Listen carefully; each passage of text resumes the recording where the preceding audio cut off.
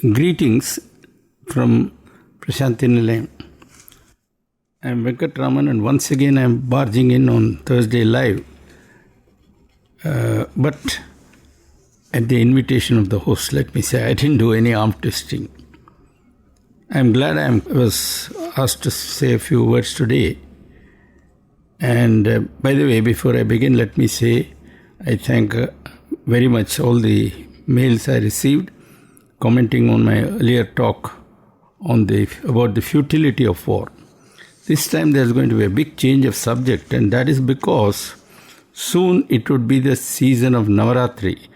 That is when the Divine Mother would be worshipped all over this country and in different ways too.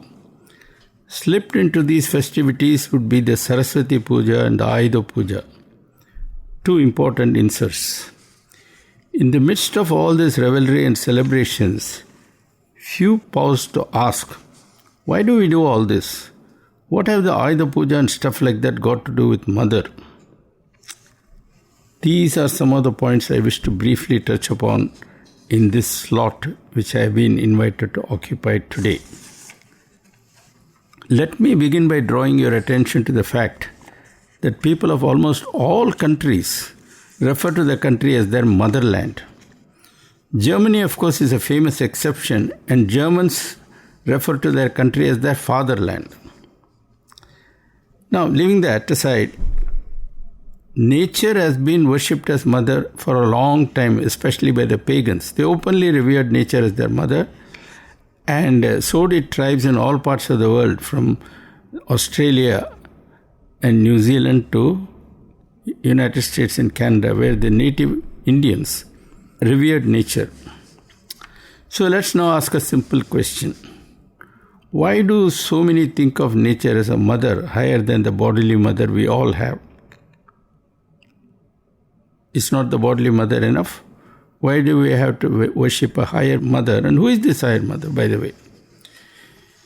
Well, the answer to all this is fairly simple.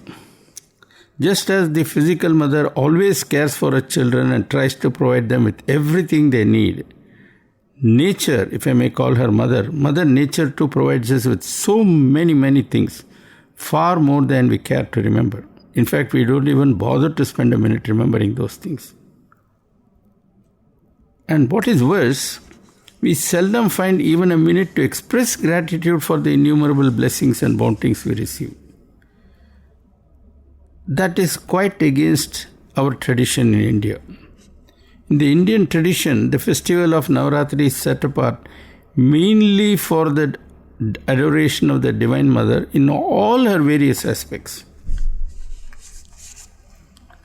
Now, before I say more about Navaratri, let me first say a few words about why ancient Indians had so many festivals. And this is particularly interesting because the Upanishads, which epitomize the highest aspects of Indian spirituality, emphatically stressed that God is one, He is eternal, He is changeless, formless, nameless, etc., etc. Furthermore, God in His ultimate aspect is ethereal and transcends creation, He is beyond creation. And immanent in this God are supreme qualities like Sathya or truth, Dharma or righteousness, Shanti or supreme inner peace, and so on, not forgetting Tyaga or sacrifice and Kshama or forbearance. All this is fine, but the ancestors of ours knew that ordinary folks would not understand all this. Ordinary folks live in the universe which is surrounding us, which is full of mountains, rivers, sea, land, trees, animals, snakes, and so on. They can relate to that, but not to some God who is beyond the mind. So what did they do? They told the people, listen, God is not so far away because God is the one who created this universe and He got Himself embedded into it completely. How did this happen? That also was explained by the ancients. They said, God in His supremest and ultimate form, He doesn't have a name, but let us give him the name Akshara Brahman, intangible Brahman, God. Now from this intangible God, who is beyond space and time, there peeled off a replica of him, who was known as the Chara Brahman. And Chara Brahman had the ability to occupy space and time, create things, and become embedded in them. Thus, in this creation, where there are inert and living forms, Brahman becomes immanent in every single entity from the atom to the cosmos, and in every single living creature from the ant to the elephant. Some would undoubtedly recall Swami saying in his discourses, this microphone is God, this tumbler is God, this table is God, and so on. Now, at this point you might wonder, how did this creation come about? Science has a detailed model, but does Vedanta have any? Actually, Vedanta does have many models, which more or less agree in the main, but differ in the details. This is not the time to go into all those details. But just recall that earlier I said that from Akshara Brahman, Kshara Brahman peeled off to bring about creation. Some of you may recall Swami saying, I separated myself from myself in order to love myself. The separation that Swami refers to is the same as the peeling off aspect which I mentioned earlier. By the way, in the Gita, Krishna uses the name Purushottama for Akshara Brahman and Purusha for the Kshara Brahman. That is in passing. Now this Purusha is also known by other names, as we shall soon see. And basically Purusha is a mixture of consciousness and energy. These are intangible aspects of Purusha. Consciousness on the one hand and energy on the other. They both have to come together to play complementary roles in order to create all sorts of diversity. Now this Purusha and energy, they form a pair, and they are given many names like Purusha and Prakriti, Shiva and Shakti, and so on. Since life as we know it is the result of the coming together of the male and female, it is customary to associate Purusha with the male aspect of creation and Prakriti with the female aspect of creation. Really, there is no male and female. They are two forces which are intangible. But for our understanding, we give them these identities. Now, in creation, consciousness or Purusha remains unchanged. But Prakriti or energy splits into two parts. One part that is needed for creating inanimate entities and another part that is needed for creating living entities. In short, the basic building blocks for emergence of diversity in creation are A. Purusha or consciousness, and B.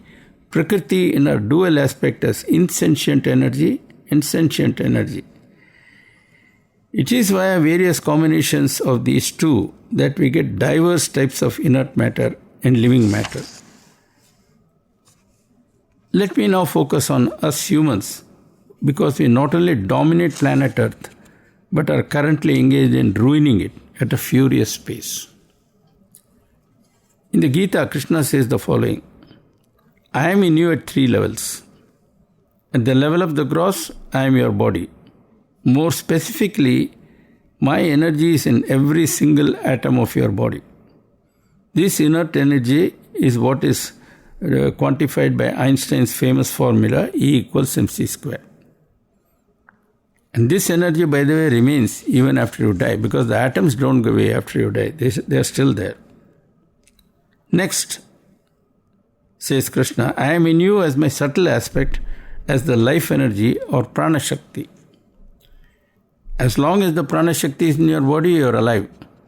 The moment it leaves you, you are dead. So what does this prana shakti do? Well, it is the sort of fuel that keeps the engine of the body moving. And more than anything else, it powers your mind. Being subtle, this prana shakti cannot be touched, it cannot be burnt, it cannot be smelt, it cannot be torn, nothing can happen to it. You might have heard Krishna say all this about the Atma. The same is true of prana shakti. And then at a still higher level that goes beyond the gross and subtle, I reside in your heart as a representative of the Kshara Brahman, or Purusha.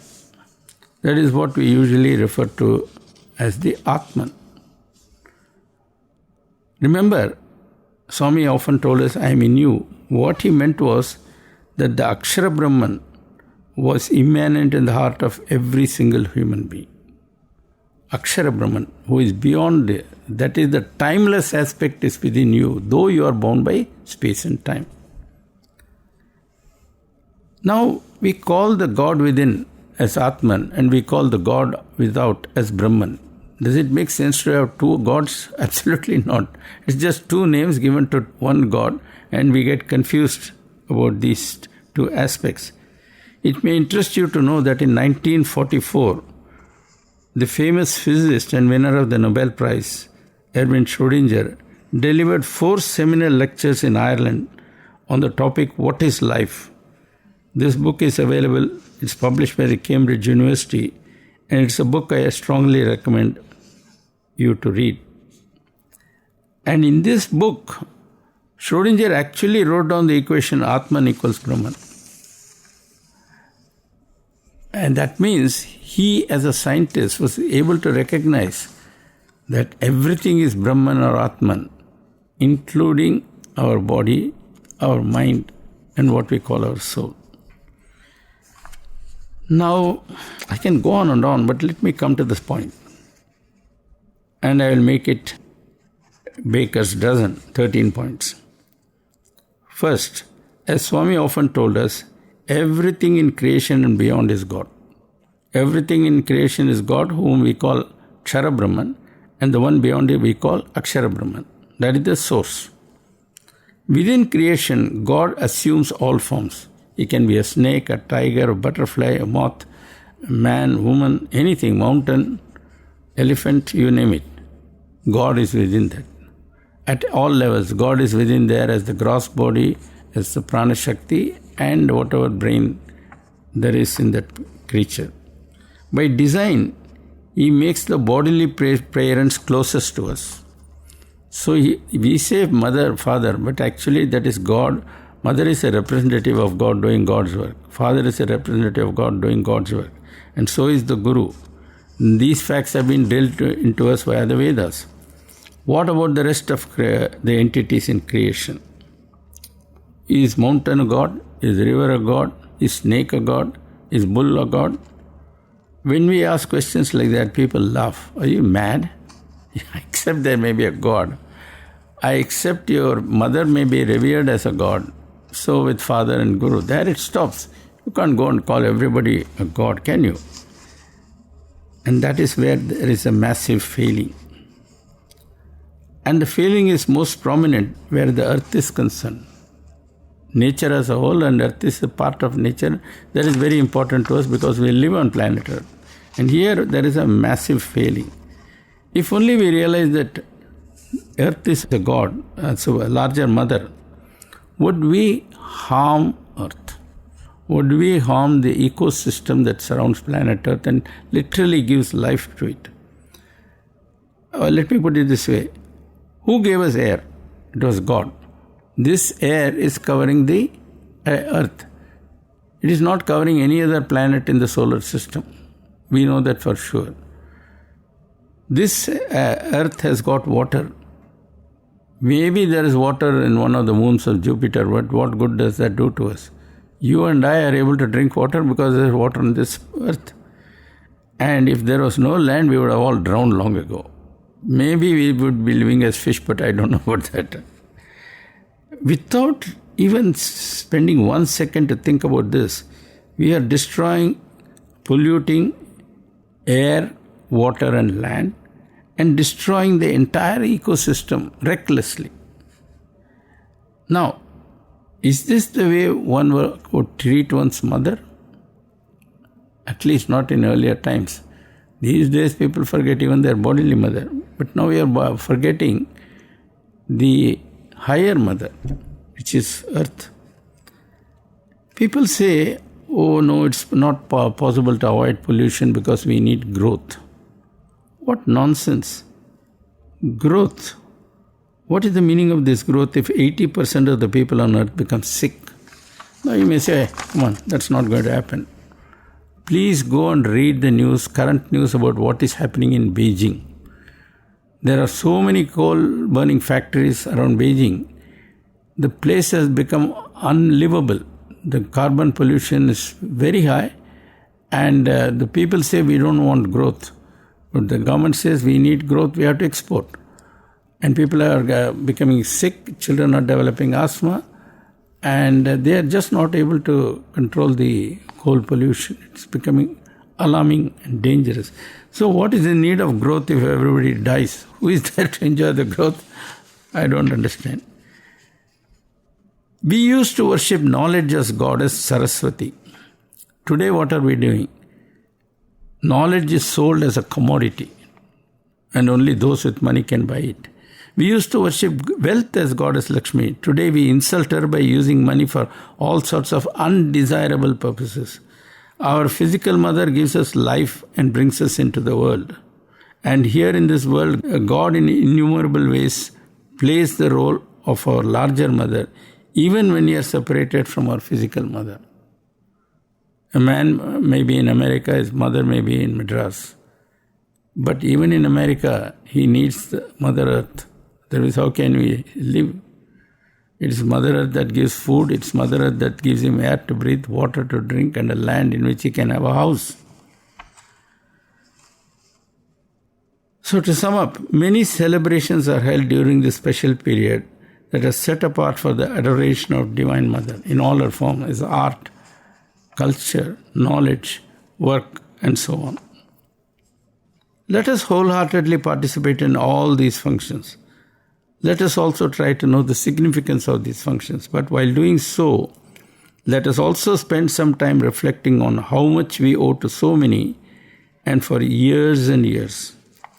Let us also appreciate that instead of expressing gratitude, we now glibly dare even to bite the hand that feeds. Mother Nature is most compassionate and can be incredibly patient. She might seem to suffer in silence, but let me tell you, when she is aroused, which happens only when she is severely provoked, she can be unbelievably furious. The typhoons, massive earthquakes, extended spells of drought, and mountainous tsunamis that we now begin to see with increasing frequency are signs of that. The bottom line is that at least this Navaratri, let us go beyond mere rituals and symbolism to realize that Mother surrounds us all round till the end of space and time, and that we live by her grace alone. It is not obvious that we are realizing that the one whom we call Mother is none other than God. It is God who we revere as Mother. Is that not the why many intuitively address Swami as Sai Ma? Though he called himself Avatar, people chose to see Mother because Swami was embodiment of compassion, kindness, kshama, etc., etc. Think about it. Thank you very much, Professor Venkataraman, for coming to the studio and sharing your thoughts, something to think about as we prepare ourselves to celebrate Navaratri. And as you very rightly mentioned, many times we get lost in the rituals and all the other aspects of the celebration, doing the yajnas, and somebody takes up Devi Mahatmyam reading, somebody else takes up some other Parayanam. So everybody tries to do all that diligently. But I think somewhere we forget to see the larger picture of revering nature as mother. And I think that is a very, very beautiful perspective and very, very profound aspect. How Bhagwan always mentioned that spirituality should not be boxed to our rituals and a few things that we do. It should not be a cloak that we put on when we go to a temple, but we should look at it in its larger perspective. And since we are mentioning about pollution and development, I was just reminded of what I read recently about what is happening to Indian rivers. They say that almost half of India's 445 rivers are unfit for drinking now. And it's because of raw sewage and industrial waste. And that is a major concern now, because 38 billion liters of municipal wastewater generated every day in India. and of that only 29% is treated. Supposedly. Yeah. I don't believe it. So, I mean, and if you look at India, it is home to 18% of world population, but it has only 2.4% of the land area of the world, and so there is so much of tremendous stress on its land, on its water, on its air, and so many times when people think that we have to have a higher standard of life, as you have many times mentioned, we cannot afford to have that kind of a resource and energy intensive growth and style that the other countries have. So what I would ask is, if you can just dwell a little more on how we should go about it. On one, you did refer to it that yes, growth, nobody says growth is not needed, but growth many times comes at the cost of taking away something from the environment. So how do we balance this growth as well as not tampering much with the environment? This is a good question, and it basically boils down to establishing priorities. Now, one of the reasons there is a craze for growth, so-called, is material growth, by the way. Yes. Because the world has become highly interconnected. Now, when I say growth must be given due importance, what I mean is nobody should deny the basic necessities of human people. You can't live without a shelter. Even caveman needed a shelter. He used to go to find a cave or something like that. That's why he was called caveman. Yes. You need drinking water, you need food. So this is the famous roti kapda makan. Yes. But something more is needed. You needed knowledge, you need education, you need a system. You cannot live individually. You need a system where labor is shared, responsibility is shared, and everything from pleasure to pain is shared. That was there in the community. There were bonds of kinship, and there were slightly higher bonds related to worship. People came together on festival days, whether it's Vinayak Chaturthi or Durga Ashtami. Calcutta, that's a very big celebration. Absolutely. So on. It's an industry. It's an industry now. What is not an industry? And especially in the Alps region, there were valleys, very high mountains and valleys on the other side. So every time you wanted to go to a valley on the other side, you had to climb a big mountain, and which was very tiresome, especially in winter. So these people became so segregated. Each village had its own dialect. I mean, Switzerland, they speak 3 languages, German, French and Italian, depending on whether you are north, west or south. But if you go to the German part, and Austria particularly, Austria is fully German, but the dialect will vary from village to village because they were out of communication for long periods. Yes. Once in 3 years they will meet each other. Same with India also. You go, I think 100 kilometers, that is true. You'll find a different in dialect. UP there are so many dialects. Absolutely. So, but they started vanishing and fused into one language or one massive dialect, which has now been taken over by the film industry. What is the film language is the universal language. Yes. Other than that, as somebody said on BBC, he was asked, what is India's language? He said, cricket. Now, in those days when communication was not there, this idea of, and material wealth was not there. You know, you didn't have Rolls Royce, you didn't have so many things to choose from. There was what you call modest aspirations, and rest of the time available was by tradition spent in things that were beneficial to us, although not all did benefit. But today, there was a time until the 70s when growth was not so maniacal. That was when they said we will stop producing cars and trucks and things like that in order to sell and make money. Let us make money out of thin air, as Warren Buffett put it. So they had this thing called financial industry. Before that, there was no financial industry. There was automobile industry, film industry, yes, and so on. Now they had the financial industry. What they do is they use money to make money. And if I may, I'll tell you a short story. Sure. To illustrate what is this financial industry. This is about a small town in America, farming town, very small town. There was a fellow, let's say Joe. He said, he put a small ad, I've got a donkey, I am ready to sell it for $20. Any bidders? So 2 or 3 fellows came, looked at the donkey. He said, no, it's not okay for me. I need something else. To pull carts and all that in the farm. And one fellow came. Let's say his name is Tom. Tom said to Joe, hey, I'll buy this donkey. What price? $25. $20. Okay, $20. And now I'm going to city on work. I'll come back 2 days later. I'll then take the donkey to my house. He said, no problem. It's your donkey. 2 days later, Tom comes, hey, Joe, give me my donkey. Joe says, Tom, I got bad news for you. What do you mean? He said, your donkey is dead. Then give my money back. He said, no, it's your donkey. I asked you to take it. There's a big fight. Then finally he said, all right, give me the donkey. He said, what are you going to do with the donkey? It's none of your problem. So he takes the donkey. And then he goes to a small neighboring village or town and he puts an advertisement. There is a lottery. Donkeys cost $20. You buy a $2 ticket, you win, you get the donkey. Mm-hmm. So 500 people give money, $2 each. He gets $1,000. Then he makes a glass bowl, writes the name of all the people one by one, puts it, folds it, puts it, and calls the kid, hey kid, you pull out one. He shakes it down. Kid pulls out. This is Smith.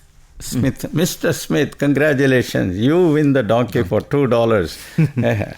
Gentlemen, that's over. You can all go home. So he takes this guy and he shows him the donkey. Says, that's your donkey. He goes, what do you mean by this cheating? Give me my money back. All right, here's your $2. Go. So donkey is dead and he has got nearly $1,000. $2 gone, $9.98. And from that subtract the some other money which he had to get. So this man made money. And the story says, a week later, Joe was in Wall Street working for Lehman Brothers or something like that. So what I'm trying to say is... out of thin air. Money out of thin air. And at some point, you even drop the facade of all these trading companies, what is called investment banker and all that. They go into raw, open cheating. It goes on. What for? So that I get money. What for? So that I can have a gold. I become super rich and I have a gold-plated Mercedes and so on. What is the point of this? Samprapte sanniti kale nahi nahi rakshati dukrim karne, Swami said. And there is a famous Tolstoy story. How much land does a man need? Yes. You need 6 feet for you to be buried, that's all. So we have forgotten all these things. And all the pollution that I referred to and you commented upon really starts with pollution of the mind. So, when Swami was with us, he dinned one lesson into us again and again. Listen, fellow, you are made up of 3 entities, the gross, the subtle, and the causal, the source. The gross is your body. Subtle is your mind, effectively. The subtle gives your prana shakti to move around and this and that, circulates your blood. But most important is the engine called the mind, which is the CPU of the system. And then above that is the Atman. Now, Atman and the CPU brain, not brain, mind, are supposed to be closely connected. In fact, the mind is the son of God, son of the Atman. But if there is parental rift, and son says, Dad, you mind your business, I mind my business, then he becomes vulnerable to pollution or infection. There are only 6 viruses that can infect the mind. No more, no less. And how to fix them is also known for thousands of years. We throw both those pieces of knowledge aside, say, now I own my own. It is like a fellow driving a Lamborghini or Ferrari, car which does not have brakes. Absolutely no brakes. He drives it over a mountain road and drives fast. What is to happen will happen. Now humanity as a whole is going on that path.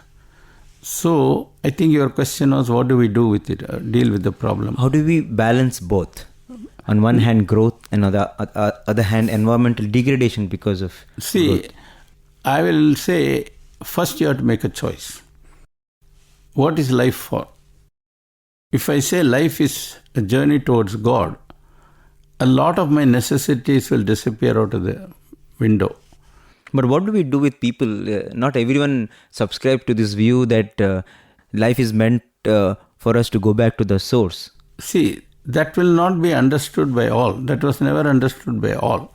But you created an ambience in which values dominated. See, most people were not told you be good so that you can go back to God. That would have never worked. You created an ambience where the truth was considered as paramount and so on. And this kind of God and goddesses was just a sort of goal towards that. Every religion used it. And Christianity, Jesus likes you to suffer and sacrifice. So you love Jesus, you do it for Jesus. The American Indians, they said, our ancestors lived here. This place is holy land. In fact, there is a famous letter supposed to have been written by Chief Seattle to the president in Washington. They wanted to buy off a lot of land. Incidentally, city of Seattle is named after this chief. This letter was written in 1846 or something like that. And he says, you are going to take away this land from us, literally by arm twisting. But for heaven's sake, keep this place holy and sacred. Our ancestors drank this water. Our ancestors walked through the forest. Don't cut them. Our ancestors did not destroy the place. They took just what they needed from here to eat and survive. The rest they left alone. This is sacred land, holy land for us. Don't do anything. Those fellows said no, we won't do anything, and then did exactly those things. Because for them it was real estate, it was forest, it was money. Everything was money, including water.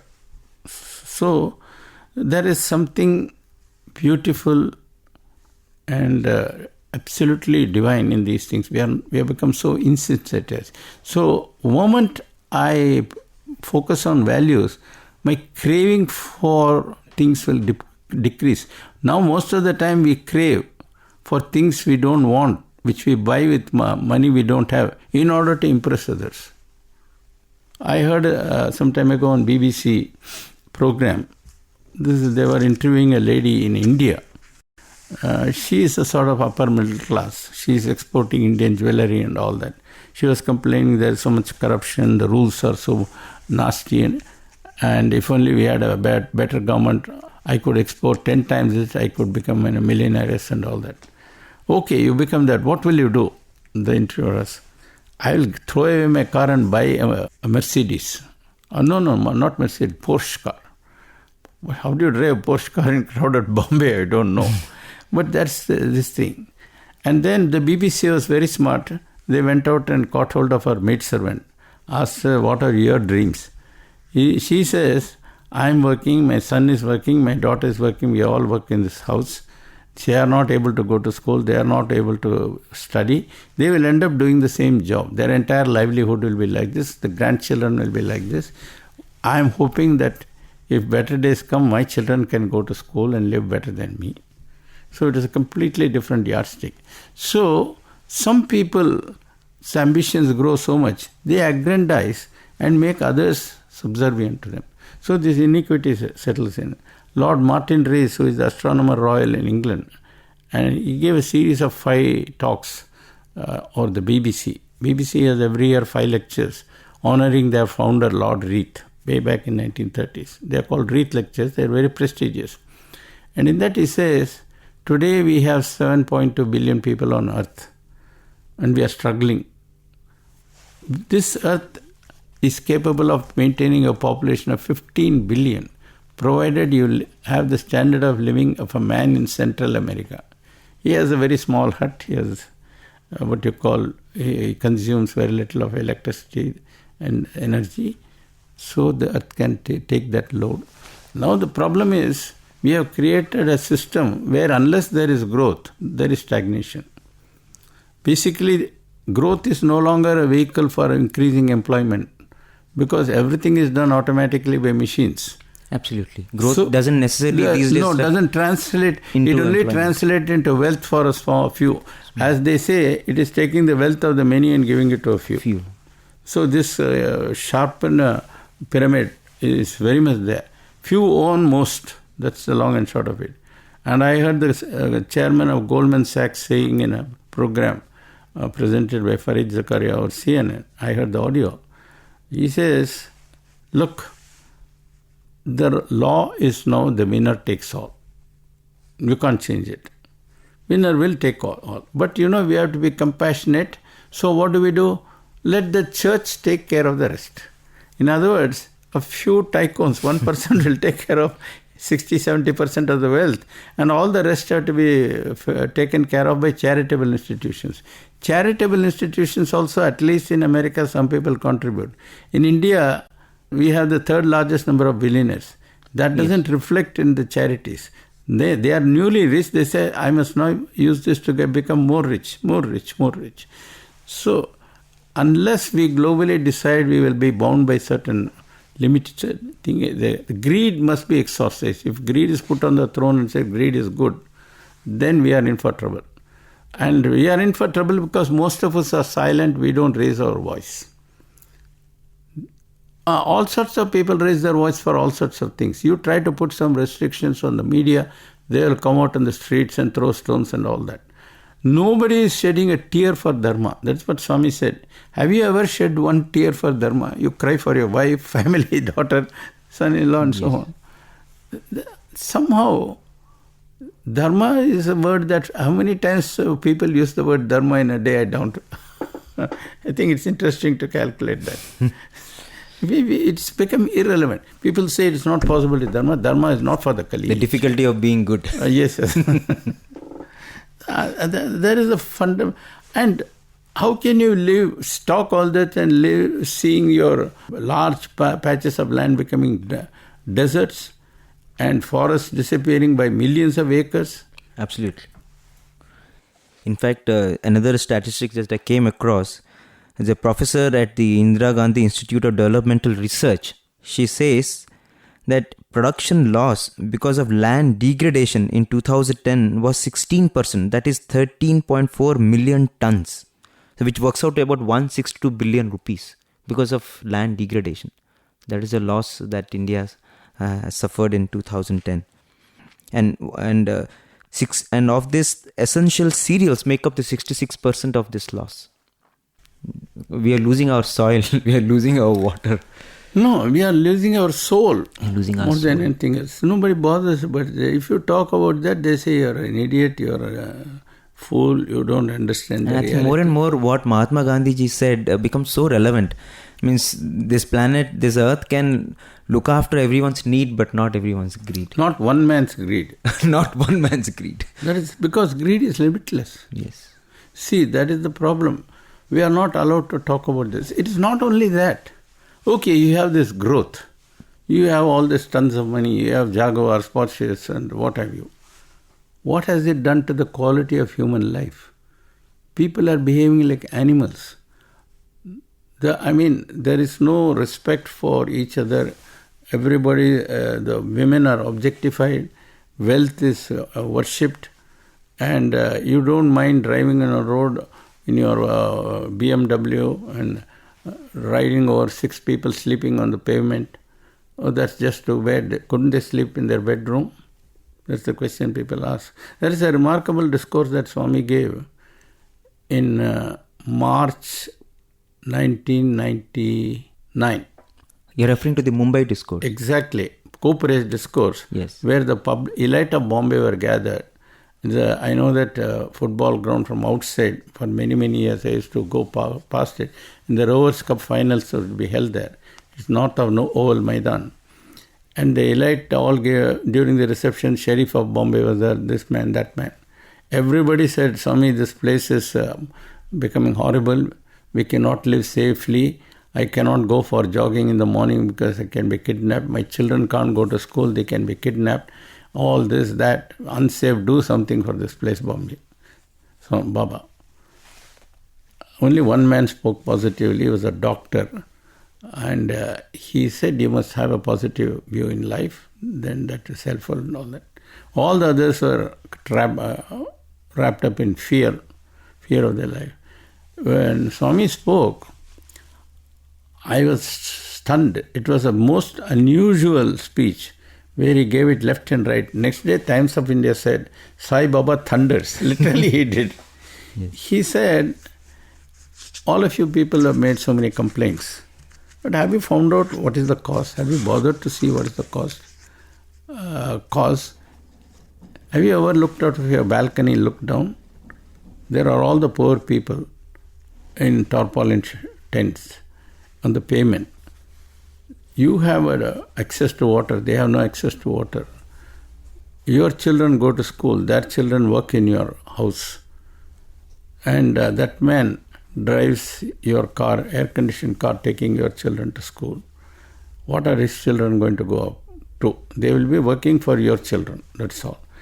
And you fall sick, you go to expensive hospital. They don't have anybody to give 1 ounce of medicine, and so on. They don't have toilets, they don't have this. Have you ever thought of that? You never thought of that. Why don't you look after their welfare? If you look after their welfare, all this will disappear. That is a fundamental point. The old days, somebody or the other played the role of benefactor. In some measure, for example, kings used to build chaul trees. For example, if you go to Benares, you will see a chaul tree built by Mysore Maharaja for people going from Mysore. Yes. Similarly, if you go to Rishikesh, Haridwar, there are chaul trees built by that community, this community, and so on. Pilgrims come all over. That was one of the standard things that olden days people do. I have seen as a boy in Madurai, when summer comes, people cooperate to do many things. In Madurai, for example, there is a long street. I think it's called the Town Hall Road. It comes in the station and goes toward the temple. And it's not a very wide road, it's a road. When summer comes, all the shopkeepers will join and build a pandal, coconut leaves interleaved pandal, all the way from station to it's a 1 kilometer. They will all contribute and it will be covered. So you don't have to use your umbrella. And also in villages and other places, there will be places where they have mud pots kept in sand which is watered. So that acts like a fridge. Some people will give you drinking water. Yes. And other people would give you dilute buttermilk in villages. As you go, if you are thirsty, there will be a tumbler, he will pour it in there, you drink and go. It's very simple things, but these are very essential things. One of the most remarkable things in village roads was there will be 2 stone pillars like this at the shoulder height and a crossbar. Have you any idea what that was for? You wouldn't know. I have seen this. They will carry burden on their shoulder, and sometimes they will take that burden off and put it at that height. Oh, okay. And then take some rest. If you keep it on the ground, you have to lift it and put it. So they had it at shoulder height. Oh, and it's so 2 stones like this, another like this. Into doing something for the other. You felt one with the other. Yeah, I mean, you care. The poor fellow is carrying the shoulder load. And I've seen it all over South India. In fact, just along the roads, main roads. In Ahmedabad, if you go to the old city, you have all these huge... they are called these kabutar khanas. Kabutar khanas. They have for all, very beautiful arrangements for all the birds. Yeah, they felt so much for the other beings, not only men but even other beings. This rangoli in South India was made out of crushed rice. Yes. That is to feed the ants. Yeah. And they will always feed the cows before the prasad food is eaten. My mother would first offer naivedyam. Then she will make rice balls and go to the courtyard and throw and cry for crows. And the tradition is the ancestors come and eat. In Nasik, when I did my mother's last rites, there is a place where crows come, just near the river Godavari. Everybody goes and puts pindam there. And the crow is nature's scavenger. Does the job free. So you respect the crow. You respect the ant. If you don't tell them on the standard biology, eco-biology, you said this is important, God comes in this way, feed God, so on and so forth. And there was something, they were of course innocent, but there was something very gracious about that. Absolutely. I mean, time is running out, so we'll have to close. But one of the important things that you mentioned as you began this talk on the significance of Navaratri is, even as we do all these rituals, we should understand the larger perspective of everything. And I think that is so important for us. And I think that is the only way we can perhaps celebrate the festival in the right spirit. Every ritual, be it the yagyam that we do, everything has so much of significance. Instead of doing it mechanically, we should look at it, the spiritual significance as well as its day-to-day relevance, about how we can really understand its impact to us, to society, to the world, and then do it with full consciousness, with self-awareness. I think that is when probably we will benefit, the world will benefit, and that is when we can preserve these rituals also in their, I would say, in its pristine manner. Can I add one word? Sure, sir, please. This is on the last day of the yagyam here. We celebrate Purnahuti. Yes. That Purnahuti is captured by the Brahmarpanam slokam of Krishna. Yes. Because something is offered to the fire. That something is God. The one who offers is God. Yes. The fire which receives is God. And in the end, Swami will bless it. Say it goes to God. So every Purnahuti, I used to see the Brahmarpanam slokam enacted before me. How many people think of that? Absolutely. Now, the Brahmarpanam slokam is the genetic key for creation. Everything is God. Food is God. Food comes from earth, that is God. Food comes because of water, that is God. Food comes by nutrition which is provided by bacteria. Bacteria is God. So if you look at this, you will see a very complex divine cycle in everything. That is God. So now I am speaking God. I am supposed to be God. Yes. The message hopefully is divine. The microphone, Swami has said so many times, the microphone is God. The microphone is powered by electricity. Yes. Electricity is God because it comes from somewhere in nature. I think you ask people to think about this and write down what are the divine cycles they see in nature. It will be very interesting. Very interesting. Absolutely. And I think that is the perspective that we should have as we celebrate this Navaratri, to see that consciousness in everything around us. As it is said, consciousness sleeps in minerals, dreams in plants, and it moves in animals and awakens itself. In man, it is self-conscious actually. No, that comes last. Awakens first at what I call level 1, level 2, level 3. Level 1 is creativity. Yes. God is a creator. You see creativity, painting, writing, music, art, and all that. Level 2 is what you may call achievement. Then level 3 is becoming conscious of others, their suffering, and showing divine qualities. When a man is suffering, we appeal to God because He gives compassion. So you show compassion, you are revealing divinity. Yes. That is the level 3. Wow. I think that is how perhaps we should tune ourselves as we celebrate this Navaratri. Thank you so much, sir, for coming to this Thursday live show and sharing a very, very relevant message, as there are a few days left for this wonderful festival, and a festival which is celebrated